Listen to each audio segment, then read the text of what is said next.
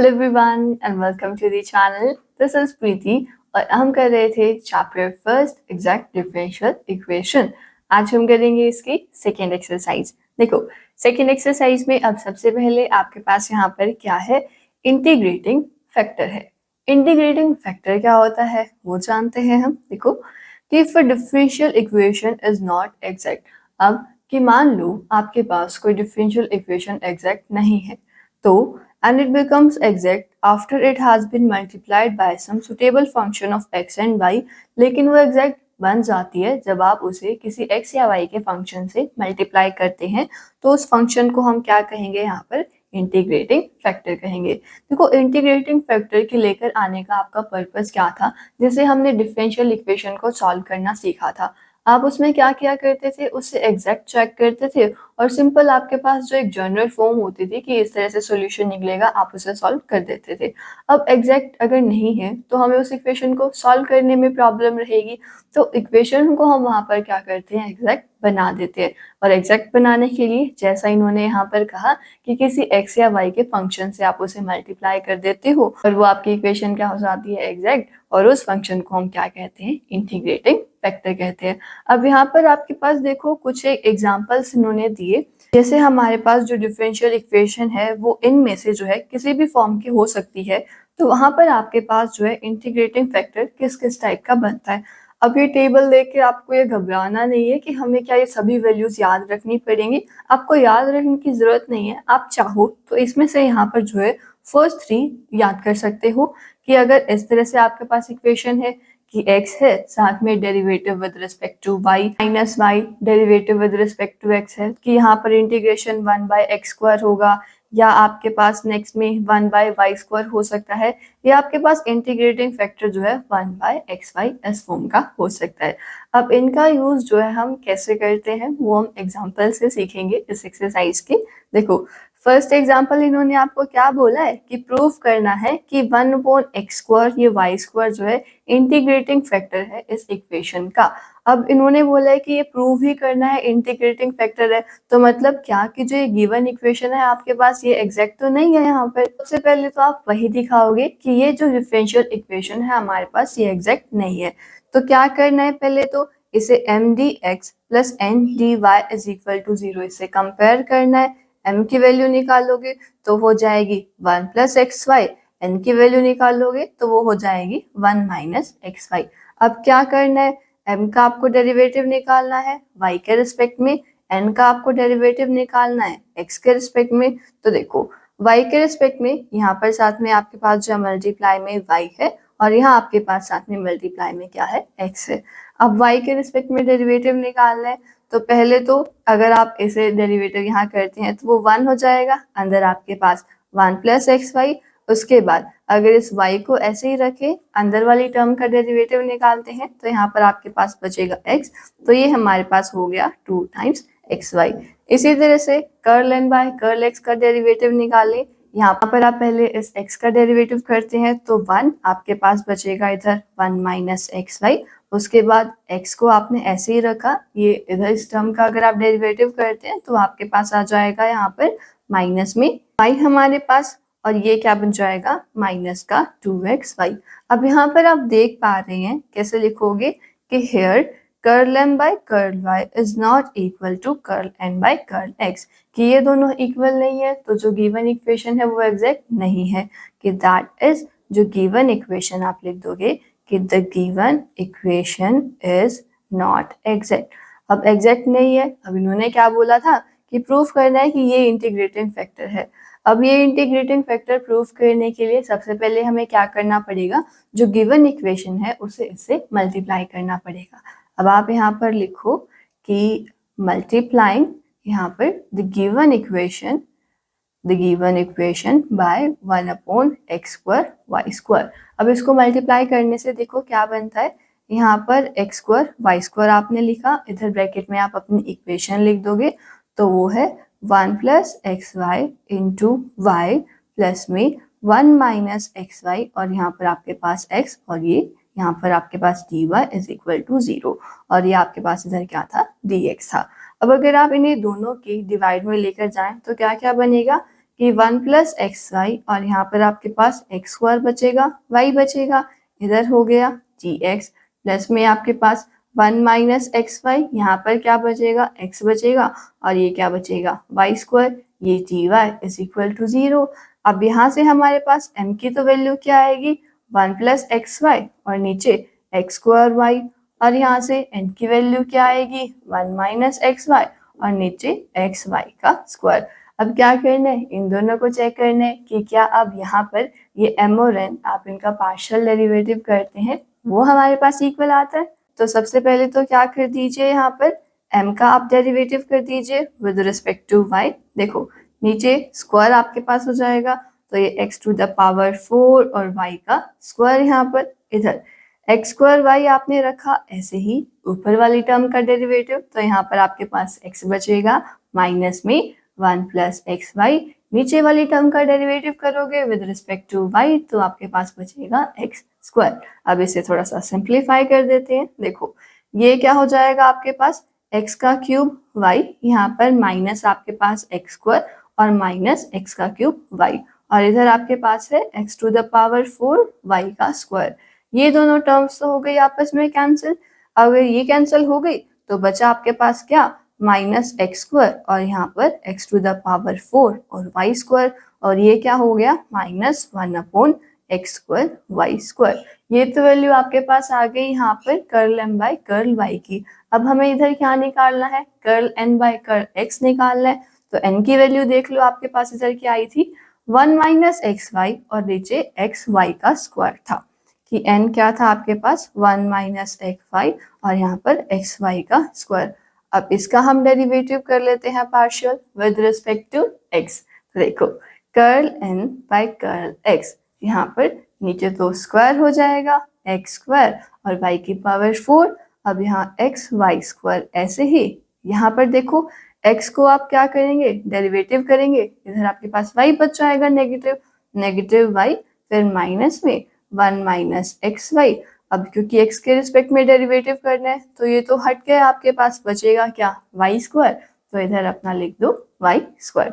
देखो क्या बनता है, ये माइनस में एक्स वाई का क्यूब आपके पास, फिर उसके बाद माइनस में y का स्क्वायर, ये नेगेटिव नेगेटिव पॉजिटिव हो जाएगा, एक्स वाई का क्यूब और नीचे x square y to the power 4, ये दोनों टर्म्स हो गई कैंसिल, क्या बचा, माइनस वाई का स्क्वायर और ये x square y to the power 4, और इसे सॉल्व करोगे तो minus 1 upon x square y square हो जाएगा। और यहाँ पर आप देखोगे कि ये हमारे पास जो वैल्यू थी किसकी, curl m by curl y की, और जो ये वैल्यू थी curl n by curl x की, दोनों क्या आ गई से। यहाँ पर आप क्या लिख दोगे कि here curl m by curl y is equal to curl n by curl x। तो यहाँ पर हमारी जो गिवन इक्वेशन थी वो क्या हो गई, एग्जैक्ट हो गई। तो देयरफॉर कि the given equation is exact. अब वो गिवन इक्वेशन एग्जैक्ट कब हुई थी, जब हमने उसे मल्टीप्लाई किया था किसी चीज से, वो क्या थी, 1 upon x square y square. तो यहाँ से आप क्या लिख सकते हो कि देयरफॉर 1 अपॉन ये x square y square is the integrating factor. ये आपने यहाँ पर प्रूफ कर दिया, यही तो प्रूफ करके दिखाना था ना कि ये क्या होता है, इसका इंटीग्रेटिंग फैक्टर होता है।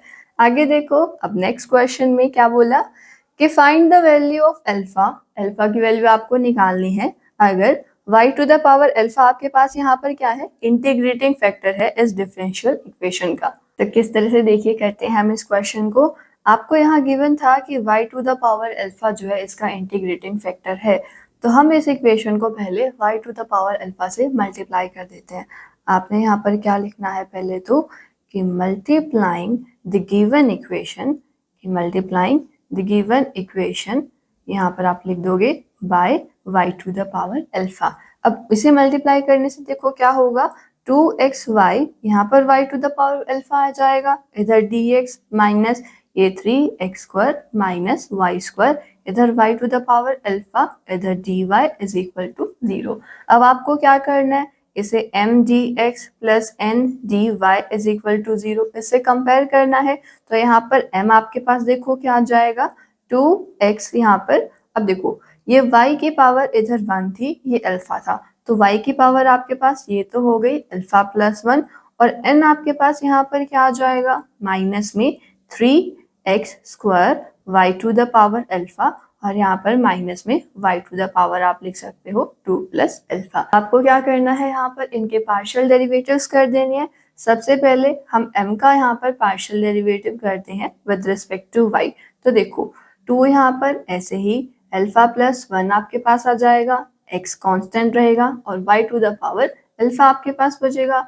उसके बाद क्या कीजिए, n का पार्शियल डेरिवेटिव कर दीजिए विद रिस्पेक्ट टू x। तो देखो ये तो यहाँ पर आपका एज अ कांस्टेंट ट्रीट होगा, तो इसका तो डेरिवेटिव करोगे वो आपके पास 0 हो जाएगा। बचती है आपके पास ये 3x² y to the power alpha वाली टर्म। तो ये क्या हो जाएगा, यहाँ पर नेगेटिव साइन के साथ x² का आप डेरिवेटिव करेंगे तो वो 2x हो जाएगा। तो यहाँ पर 6x और आपके पास क्या बचेगा, y to the power alpha बचेगा। अब क्योंकि बोला था कि y to the power alpha क्या है, इंटीग्रेटिंग फैक्टर है, तो आपके पास जो ये गिवन ये इक्वेशन यहाँ बनी थी ये क्या थी, एग्जैक्ट थी। तो मतलब कि curl m by curl y आपके पास किसके इक्वल था, curl n by curl x के। वैल्यूज पुट करोगे तो 2 इंटू अल्फा प्लस 1 यहाँ पर x y to the power alpha किसके इक्वल होगा, माइनस आपके पास 6x y to the power alpha के। देखो x कैंसिल हो जाएगा, y to the power alpha cancel हो जाएगा, 2 इस 6 को कैंसिल करेगा, -3 पर क्या बचेगा, alpha plus 1 is equal to -3। यहाँ से हमारे पास अल्फा की वैल्यू क्या आ जाएगी, -3 माइनस 1 इज इक्वल टू ये -4, जो कि हमारे इस क्वेश्चन का आंसर हो जाएगा यहाँ पर। अब आगे नेक्स्ट एग्जाम्पल में देखो क्या बोला कि show that 1/x³ is the integrating factor of this equation. आपको ना पहले तो शो करना है कि ये इस इक्वेशन का इंटीग्रेटिंग फैक्टर होता है, और उसके बाद आपको जो है इस इक्वेशन का यहाँ पर सॉल्यूशन भी निकालना है। देखो अब क्योंकि आपको ये दिखाना है इंटीग्रेटिंग फैक्टर है, तो पहले तो जब आप यहाँ पर पार्शियल डेरिवेटिव्स करेंगे तो आपके पास इक्वल नहीं आएंगे। देखो गिवन इक्वेशन को कंपेयर किया, mdx plus ndy is equal to 0 से m की वैल्यू हमारे पास आई x² प्लस y², n की वैल्यू हमारे पास क्या आई, माइनस का 2xy। पहले तो आपको m का डेरिवेटिव करना है y के रिस्पेक्ट में, वो 2y हो जाएगा। यहाँ पर n का डेरिवेटिव करोगे x के रिस्पेक्ट में तो वो आपके पास माइनस का 2y होगा। आप देखोगे कि साइन यहाँ पर अलग अलग है, मतलब कि ये curl m by curl y जो है curl n by curl x के इक्वल नहीं है, कि गिवन इक्वेशन आपके यहाँ पर एग्जैक्ट नहीं। अब आपको क्या करना है, 1/x² से जो है पहले इसे मल्टीप्लाई करना है। तो यहाँ पर लिखो कि multiplying the given equation by 1/x²। अब जब आप इसे 1/x² से मल्टीप्लाई कर दोगे तो क्या इक्वेशन बनेगी, देखो x² को यहाँ पर नीचे x² होगा वो तो 1 हो जाएगा, आगे आपके पास y²/x² हो जाएगा, इधर dx माइनस 2xy को आप डिवाइड करेंगे x² से तो आपके पास ये बचेगा 2y/x यहाँ पर, और ये dy इज इक्वल टू 0। अब आपको क्या करना है, इससे जो है अगेन m और n की वैल्यूज निकालनी है और उनका आपको इधर पार्शियल डेरिवेटिव करना है। तो देखो m तो आपके पास इधर क्या आ रहा है, 1 प्लस y²/x², और n आपके पास यहाँ पर क्या है, माइनस का 2y/x है। तो सबसे पहले तो आप m का यहाँ पर डेरिवेटिव अगर निकालते हैं विद रिस्पेक्ट टू y, ये तो कांस्टेंट होगा, कैंसिल हो जाएगा, x² as a constant treat करेंगे और इधर डेरिवेटिव करोगे तो ये 2y/x² आपके पास हो जाएगा। इसी तरह से हमें यहाँ पर n का पार्शियल डेरिवेटिव करना था विद रिस्पेक्ट टू x, तो ये 2y आपके पास नेगेटिव, यहाँ पर x अगर ऊपर आ रहा है, इसकी पावर -1 थी तो उसमें से एक तो आपको ये नेगेटिव सब्ट्रैक्ट करना है, और जो पावर थी -1 उससे मल्टीप्लाई कर देना है। तो ये देखो यहाँ पर क्या हो जाएगा, 2y/x² आपके पास। और आप देखोगे कि curl m by curl y यहाँ पर किसके इक्वल हो गया, curl n by curl x के इक्वल। तो यानी कि हमारे पास जो नई इक्वेशन बनी, अगर आप इसकी बात करते हैं, ये सेकेंड की गिवन इक्वेशन को आपने फर्स्ट नाम दिया था, तो ये सेकेंड हमारे पास यहाँ पर क्या हो जाएगी, एक एग्जैक्ट डिफरेंशियल इक्वेशन हो जाएगी। तो लिख दो कि therefore equation second is an exact differential equation। अब exact differential equation है तो आपको इसे सॉल्व करना भी आता है। कैसे करते थे, इंटीग्रेशन mdx, यहाँ पर आप बोलते थे कि y आज हम कांस्टेंट ट्रीट कर रहे हैं, प्लस में इंटीग्रेशन आप लिखते थे कि terms of n not containing x, और इसका इंटीग्रेशन होता था विद रिस्पेक्ट टू वाई, और यहाँ हमारा एक कांस्टेंट सी। अब m की वैल्यूज रख देते हैं। m आपके पास ये था कि 1 प्लस वाई स्क्वायर, यहाँ एक्स स्क्वायर, इसका आप इंटीग्रेशन कर रहे हैं विद रिस्पेक्ट टू x। अब देखो n में वो टर्म्स लिखनी है जहाँ पर x नहीं है। n में तो हमारे पास एक यही टर्म है, और यहाँ पर आप देखोगे कि x भी है, तो इधर तो आपके पास 0 होगा और इधर आपके पास आ जाएगा c। अब आपको क्या करना है, यहाँ पर इस टर्म का इंटीग्रेशन कर देना है विद रिस्पेक्ट टू x। तो देखो 1 का इंटीग्रेशन तो क्या हो जाएगा, x हो जाएगा, प्लस में वाई स्क्वायर। अब यहाँ पर आपके पास एक्स स्क्वायर था, इंटीग्रेशन ऊपर लेकर आओगे नेगेटिव हो जाएगा। अब इंटीग्रेशन में आप क्या किया करते थे, पावर में 1 ऐड किया करते थे, राइट, और उसी को ही आप नीचे डिवाइड भी कर दिया करते थे, इधर कांस्टेंट सी। तो ये क्या होगा, x प्लस में आपके पास वाई स्क्वायर। देखो x की पावर यहाँ पर -1 बचेगी तो x नीचे चला जाएगा, और साथ ही साथ ये -2 + 1 था आपके पास, तो ये क्या करेगा, इधर नेगेटिव साइन बना देगा, और ये हो जाएगा आपका कांस्टेंट c के इक्वल। और इसे आप यहाँ पर किस तरह से लिख सकते हो, x² - y² is equal to cx। तो ये हमारे पास जो है सोल्यूशन हो जाएगा गिवन इक्वेशन का। तो इस तरह से हम जो है डिफरेंशियल इक्वेशन को सॉल्व कर सकते हैं अगर वो आपके पास एग्जैक्ट नहीं है। आगे नेक्स्ट में देखो, फोर्थ एग्जाम्पल क्या बोला कि find the integrating factor and then solve the equation. अब आपको ना इस इक्वेशन का पहले तो इंटीग्रेटिंग फैक्टर खुद फाइंड आउट करना है, और उसके बाद जो है उसको क्या करना है, सॉल्व करना है। अब इंटीग्रेटिंग फैक्टर निकालने से पहले तो आप यहाँ पर यही दिखाओगे कि जो ये गिवन इक्वेशन है ये एग्जैक्ट नहीं है। एग्जैक्ट नहीं है तो पहले कंपैरिजन कर दें, M D X plus N D Y is equal to 0 से। यहाँ से हमारे पास m की वैल्यू देखो क्या आएगी, 2xy² प्लस में e⁻xy, और n की वैल्यू आपके पास देखिए यहाँ पर क्या आएगी, माइनस में e⁻x। अब हमें क्या करना है, इनके पार्शियल डेरिवेटिव्स कर देने हैं। तो कर्ल m बाय में सबसे पहले तो कर्ल y देखो क्या आएगा, 4xy आपके पास, और प्लस में e⁻x, और इसी तरह से curl n by curl x जब आप निकालेंगे तो ये माइनस में e⁻x आएगा। अब आप देखोगे कि ये दोनों तो यहाँ पर इक्वल नहीं है, मतलब कि जो गिवन इक्वेशन है ये हमारे पास एग्जैक्ट नहीं है। तो कैसे कि here curl m by curl y is not equal to curl n by curl x, therefore कि जो गिवन इक्वेशन है यहाँ पर the given equation is not exact. अब आपको इधर क्या करना था, इंटीग्रेटिंग फैक्टर निकालना था। इंटीग्रेटिंग फैक्टर क्या कि कोई भी फंक्शन x और y का जिसे जब हम इस इक्वेशन से मल्टीप्लाई करें तो ये आपके पास क्या हो जाए, यहाँ पर एग्जैक्ट हो जाए। अब वो इंटीग्रेटिंग फैक्टर आपको निकालना है खुद से। उसमें जैसे हम हिट एंड ट्रायल नहीं क्या करते थे इक्वेशंस को सॉल्व करने के लिए, वही काम यहाँ पर आपका होगा कि आपको जो है अलग अलग टर्म से मल्टीप्लाई करके देखना है। फिर उसके बाद जो आपकी इक्वेशन बनेगी उसे इस जनरल फॉर्म से कंपेयर करना है, mn की वैल्यू निकाल लोगे, उनके पार्शियल डेरिवेटिव्स करोगे। अगर वो इक्वल आ जाते हैं तो जिससे आपने मल्टीप्लाई किया था वो आपके पास यहाँ क्या हो जाएगा, इंटीग्रेटिंग फैक्टर हो जाएगा। अब आप यहाँ पर बुक में अपना देखोगे तो आपको 1/y² से यहाँ पर जो है मल्टीप्लाई करके दिया। 1/y² से मल्टीप्लाई अगर आप करते हैं तो क्या इक्वेशन बनेगी, देखो 1/y² इधर है आपके पास, ये था y इंटू 2xy प्लस में e⁻x dx minus e⁻x dy is equal to 0। तो ये देखो यहाँ से आपके पास क्या हो जाएगा कि 2xy प्लस e⁻x, बाहर आपके पास 1/y बचेगा, और ये minus e⁻x/y² dy is equal to 0। अब इधर आपको क्या करना है, m की वैल्यू, यहाँ पर dx, आपको इधर n की वैल्यू निकालनी है, उनके पार्शियल डेरिवेटिव कर देने हैं, और चेक करना है कि वो इक्वल आते हैं नहीं। इक्वल आते हैं तो 1/y² जो है आपके पास यहाँ पर इंटीग्रेटिंग फैक्टर हो जाएगा। अब ये तो चलो हमें बुक में दिया हुआ था, एग्जाम में क्वेश्चन आ जाए तो वहाँ पर हम क्या करें, तो आपको यही करना है कि 1/y² से मल्टीप्लाई कर लो, 1/x² से मल्टीप्लाई कर लो, या जैसे हमने इंटीग्रेटिंग फैक्टर की सबसे पहले टेबल पढ़ी थी, देखो उस टेबल में आपके पास अगर आप देखेंगे तो क्या क्या वैल्यूज थी, 1/x² था, 1/y² था, 1/xy था।